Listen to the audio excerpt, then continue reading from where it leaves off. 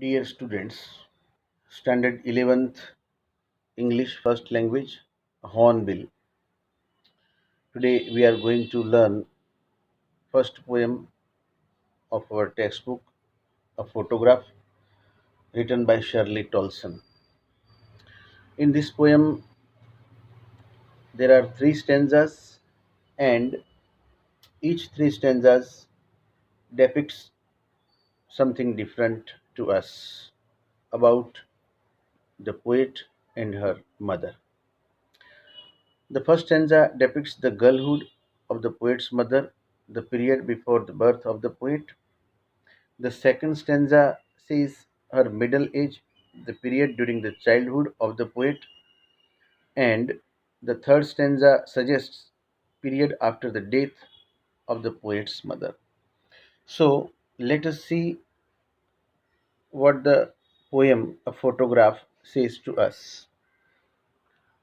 The cardboard shows me how it was when the two girl cousins went peddling, each one holding one of my mother's hands, and she the big girl, some 12 years or so. All three stood still to smile through their hair at the uncle with the camera. So यहाँ पर first line में जो word है cardboard, the meaning of this word is a photograph. Cardboard word इसलिए use किया गया है यहाँ पर कि जब प्राचीन समय में या पुराने समय में जब फोटोग्राफ्स बनते थे तो एक कार्डबोर्ड के ऊपर फोटो को चिपकाया जाता था और उसको एक फ्रेम में लगाया जाता था जिसके ऊपर एक कांच हुआ करता था. तो इसलिए यहाँ पर पोएट ने कार्डबोर्ड ऐसा वर्ड यूज किया है.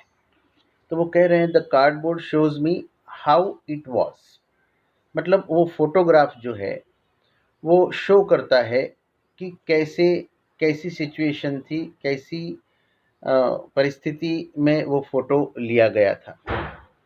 When the two girl cousins went peddling, जब वो दोनों girl cousins went pedalling, pedalling meaning यहाँ पर वेडिंग से है. वेडिंग माने जो शैलो वाटर में जब कोई भी चलता है अपने पैरों से या अपने हाथ हिला करके उसमें शैलो वाटर में तैरने की कोशिश करता है तो उसको भी हम पेडलिंग कह सकते हैं. तो यहाँ पर वेंट पेडलिंग का मतलब है कि शैलो वाटर में चलना. तो ये एक सीन है एक बीच का, एक समंदर का जो बीच है और उस बीच के ऊपर ये तीनों girls, each one holding one of my mother's hands, यानी कि वो जो दोनों गर्ल है वो उनकी मदर भी उस समय गर्ल ही है. तो उनके इर्द गिर्द, उनके आजू बाजू, आइदर साइड, दोनों जो गर्ल्स है वो उनके हाथ पकड़े हुए वो बीच पर वो चल रही है पानी में. And she the big girl, और उन सब में यानी कि उन तीनों में उनकी जो मदर है वो सबसे बड़ी है, सम 12 ईयर्स और सो, और उनकी जो एज है वो 12 ईयर्स की यानी कि 12 साल की एज थी. All three stood still to smile through their hair, और वो तीनों कुछ देर के लिए वहाँ पर स्थिर हो गई. क्यों? क्योंकि उनको एक फ़ोटो देना था.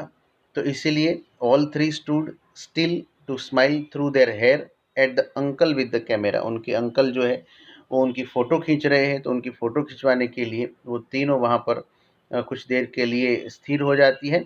स्माइल थ्रू देयर हेयर का मतलब है कि स्वाभाविक है कि जब समंदर के किनारे हम होते हैं, बीच पर होते हैं, तो वहाँ पवन होता ही है और पवन के कारण उनके जो बाल है वो इधर उधर उड़ते होंगे, तो उनके चेहरे पर भी वो बाल आ गए हैं. तो वहाँ से वो स्माइल दे रही है और देख रही है जो फ़ोटो उनका खींचा जा रहा है.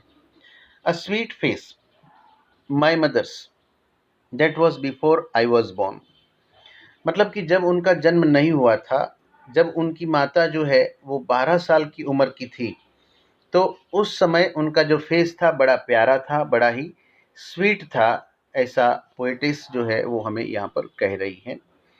And the sea which appears to have change less, और जो समंदर है, जो सी है which appears to have changed less, उसका मतलब है कि वो चेंज नहीं होता है, चेंज होता हुआ नहीं दिखाई देता है। Washed their terribly transient feet, लेकिन उनके जो फीट है, उनके जो पैरों की छाप है या तो ट्रांजिएंट फीट है, उनको उसने धो दिया है, वॉश कर दिया है। ऐसा ट्रांजिएंट फीट और चेंज्ड लेस, ये दोनों वर्ड्स को अगर हम कंपेयर करें और देखें तो जीवन का बहुत बड़ा सत्य हमें यहाँ पर जानने को मिलता है कि समंदर तो सदियों से वैसे का वैसा है, हजारों लाखों सालों से वो वैसे का वैसा ही है। उसके जो वेव्स है वो आते हैं जाते हैं, उसकी तरंगे उठती रहती है जाती रहती है, और वो बदलता नहीं है, वो तो वैसे का वैसा ही रहता है। लेकिन फीट जो है, यानी कि यहाँ पर ये सिंबलाइज करते हैं मानव जीवन को, कि मनुष्य जो है वो कैसा है, तो ट्रांजिएंट यानी कि ट्रांजिटरी है, यानी कि not staying at the same place for long time, यानी कि लंबे समय तक एक ही जगह पर मानव जीवन है वो नहीं टिक पाता है, क्योंकि व्यक्ति जो है, आदमी है, वो मरणशील है, वो मॉर्टल है। और जो समंदर है वो तो चेंज ही नहीं होता है, लेकिन जो व्यक्ति का जीवन है वो तो चेंज हो जाता है, यानी कि जो व्यक्ति जन्मा है उस व्यक्ति की मृत्यु निश्चित है। इसीलिए यहाँ पर ट्रांजिएंट फिट ऐसे वर्ड का यूज़ किया गया है।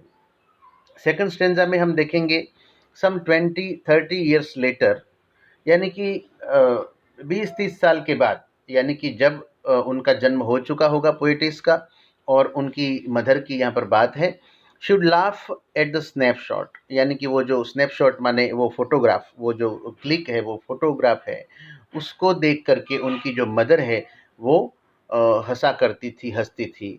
क्या कह के हंसती थी? सी बेटी एंड डॉली। अब यहाँ पर जो बेटी एंड डॉली है वो दोनों उनकी कजिन्स है, जो उनके इर्द गिर्द जब वो समंदर पे सैर करने जाते थे, बीच पर जाते थे, तो वो दोनों उनके इर्द गिर्द रहती थी। तो इसीलिए उनके जो नाम है वो यहाँ पर वो कॉल आउट करके उनको बोलती, उनके नाम जो है वो बोल करके वो कहती है, सी बेटी and Dolly should say and look how they dressed us for the beach, और उनका जो ड्रेस है उसके ऊपर वो कमेंट करती है कि किस प्रकार से ड्रेस उन्होंने उस समय पहना हुआ था। The sea holiday was her past, जो सी हॉलीडे है वो उनका पास्ट है, किसका? उनकी मदर का। वो पास्ट हो गया है, अब वो काफ़ी बड़ी हो चुकी है, उनकी एक बेटी भी है जो जिनकी पोयम आज हम पढ़ रहे हैं, तो वो उनकी बेटी भी बड़ी हो चुकी है। तो वो जो पुराने उनके बचपन के दिन थे, उनके गर्लहुड के जो दिन थे, उनके चाइल्डहुड के जो दिन थे, उन दिनों को याद करके वो खुश हो जाती है, वो हँसती है, क्योंकि व्यक्ति जैसे जैसे बड़ा होता जाता है, जिम्मेवारियाँ जब व्यक्ति के जीवन में आती जाती है, तो वैसे वैसे जो बचपन वाली खुशियाँ है वो उनके जीवन में नहीं रहती है, वो धीरे धीरे कम हो जाती है, और जिम्मेवारियों के वजन में व्यक्ति जब दबने लगता है, तो जो पुरानी यादें हैं ऐसी, उन यादों को वो अपने दिमाग में ला करके वो खुश होने की कोशिश करता है। तो ऐसा ही स्थिति यहाँ पर उनकी मदर की है। और पोएटिस जो है वो खुद कह रही है कि the sea holiday was her past and mine is her laughter. उनकी मदर का पास्ट था वो सी हॉलीडेज, और उनका पास्ट क्या है? उसकी मदर का लाफ्टर, यानी कि उनकी मदर का हंसना। यानी दो चीज़ें यहाँ पर बताई गई है, both wry with the laboured ease of loss, और दोनों जो है वो अब लॉस्ट हो चुकी है, दोनों की जो खुशियाँ है वो लॉस्ट हो चुकी है, क्योंकि पोएटिस की जो खुशी थी जब उनकी मदर जिंदा थी तब उनकी वो खुशी थी, और उनकी मदर की जो खुशी थी वो खुशी उनके बचपन वाली जो खुशी है वो उसको वो याद करके, तो यहाँ पर दोनों चीज़ें इंटरकनेक्ट की गई है, लेकिन दोनों चीज़ें बिल्कुल ही डिफरेंट है। उनकी मदर की जो खुशी है वो याद करते हैं उन बीते हुए दिनों को, वो है, और पोएटिस की जो खुशी है वो आज, क्योंकि उनकी मदर जो है उनके बीच में नहीं है, इसलिए उनकी खुशी देख करके पोएटिस है वो भी काफ़ी खुश हो जाती थी।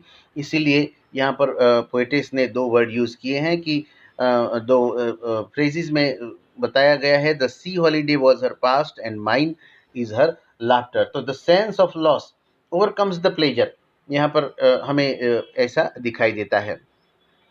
Now she has been dead nearly as many years as that girl lived, यानी कि उनको उनकी मदर को जो देहांत हो गया है उसको भी काफ़ी समय हो गया है।